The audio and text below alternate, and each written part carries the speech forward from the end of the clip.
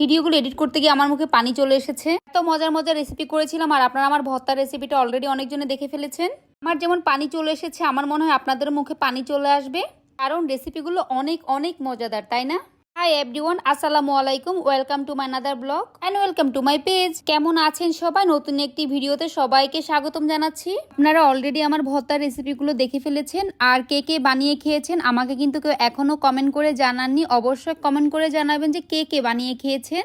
আজকাল আমি অনেক লেজি হয়ে গিয়েছি, কারণ হচ্ছে আমি এই ভিডিওগুলো অনেক আগের করা, 2 সপ্তাহ হয়ে গিয়েছে, কিন্তু আমি এখন এডিট করে ভিডিওগুলো শেয়ার করতে পারিনি আপনাদের সাথে। অ্যান্ড আজকে রেসিপিগুলো আপনাদের সাথে শেয়ার করেই ফেললাম। আমি এখানে 2 কেজি পোলার চাল নিয়ে নিয়েছি, আর নিয়ে নিয়েছি 1 কেজির চাইতেও কম মসুরের ডাল আর মুগ ডাল মিক্স করে নিয়েছি।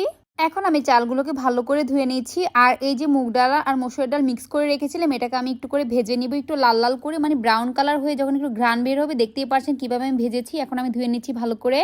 এরপর আমি চলে যাচ্ছি বাকি প্রিপারেশনে। আমি এখানে সাদা গোলমরিচ, কালো গোলমরিচ, তারপরে এলাচি, দারুচিনি, তেজপাতা সব কিছু দিয়ে পেঁয়াজ দিয়ে একটু ভাজা করে নিয়েছি। সব মশলাগুলো যখন ভাজা ভাজা হয়ে গিয়েছে তখন আমি চালগুলোকে দিয়ে দিয়েছি। চালগুলোকে আমি কিছুক্ষণ ভেজে নিয়েছি। তারপর আমি এখানে ডালগুলোকে দিয়ে দিয়েছি। তারপর আমি দিয়ে দিচ্ছি আদা রসুন বাটা। আদা রসুন বাটা আমি 1 টেবিল স্পুন করে দিয়েছি। আপনারা চাইলে এখানে আরও বেশিও দিতে পারেন, আদা রসুন বাটা আমি কম দিয়েছি। দিয়ে দিয়েছি লবণ, হলুদ, গরম মশলা, জিরার গুঁড়া, ধনিয়ার গুঁড়া, এগুলো আর কি, যেগুলো খিচুড়ি রান্না করতে নর্মালি লাগে। অ্যান্ড সব কিছু কষিয়ে নিয়ে ভালো করে দেন আমি পানি দিয়ে দিয়েছি। এখন দিয়ে দিচ্ছি আমার বানানো আচার, আর আজকে আমি আচারই খিচুড়ি করেছি। আর তারপর দিয়ে দিচ্ছি কিছুটা ঘি, 1 টেবিল স্পুনের মতো ঘি দিয়ে দিয়েছি। ব্যাস রেডি হয়ে গেল আমার ঝরঝরে খিচুড়ি। আমার খিচুড়িটা আজকে ভিন্নভাবে করেছি, কারণ আমার সব কিছুই হচ্ছে ফ্লেভারফুল। মাছ ভাজাতেও ফ্লেভারফুল ছিল, আর আমার ভর্তাটাতে অনেক ফ্লেভার থাকবে, যার জন্য আমি একটু খিচুড়িতে কম মশলা দিয়েছি। খিচুড়ি অনেকভাবেই রান্না করা যায়, আমি আজকে এভাবেই করেছি, কারণ আমার আজকে এভাবে খেতে মন চেয়েছিল। আর আমার মাও বলছিল যে একটু কম ফ্লেভার যাতে হয় খিচুড়িতে, তাহলে ভর্তাটা টেস্ট ঠিকভাবে লাগবে। অ্যান্ড আপনারা মাছ ভাজার মধ্যে কে কে আদা রসুন পেঁয়াজ দিয়ে থাকেন বলেন তো একটু। আমি তো মাছগুলোকে কিছুক্ষণ মেখে রেখে হলুদ মরিচ মশলা দিয়ে অ্যান্ড কিছুটা আদা রসুনের রস দিয়ে থাকি, বা আদা রসুনের পেস্ট থাকলে ওইটাও দিয়ে দিই, আর হচ্ছে পেঁয়াজের রস দিয়ে দিই। এতে মাছটার স্বাদ দ্বিগুণ হয়ে যায়। আপনারা একদিন এভাবে মাছ ভাজি করে খেয়ে দেখবেন, অনেক মজাদার, অনেক ইয়ামি লাগবে। কে কে করে থাকেন অবশ্যই আমাকে কমেন্ট করে জানাবেন এভাবে। আর চ্যাপা শুটকির ভর্তার কথা কি বলবো, এটা তো রেসিপি দেওয়ার মতো আলাদা করে কিছুই না, এটা অলরেডি আপনারা দেখে ফেলেছেন। আমি কিন্তু চ্যাপা শুটকির আরেকটা মজাদার রেসিপি দেখাবো আপনাদেরকে। এটা হচ্ছে সিলেটের আর কি একটা খুব ঐতিহ্যবাহী একটা ভর্তা, যেটাকে লাল ভর্তা বলে, শুকনা মরিচ দিয়ে করা হয়। আমি এটা আপনাদেরকে অবশ্যই করে দেখাবো। আমি চিটাগংয়ের হলেও আমার নানু বাড়ি কিন্তু সিলেটে, আর আমরা সিলেটে যাই, যখনই যাই এত মজার মজার ভর্তা বানায় আমার মামিরা, যে মানে হাত চেটেপুটে খাই আমরা। আর আমার ম্যাক্সিমাম ভর্তাগুলো হচ্ছে আমার মামি থেকে শেখা। আমার মামি অনেক মজাদার মজাদার ভর্তা করে, অ্যান্ড আমার মায়ের হাতের ভর্তাটাও অসাধারণ। এই ভর্তাটাও যদি আমার মায়ের থেকে শিখেছি, কিন্তু আমার মামিও ঠিক সেমভাবেই করে, আমি দেখেছিলাম।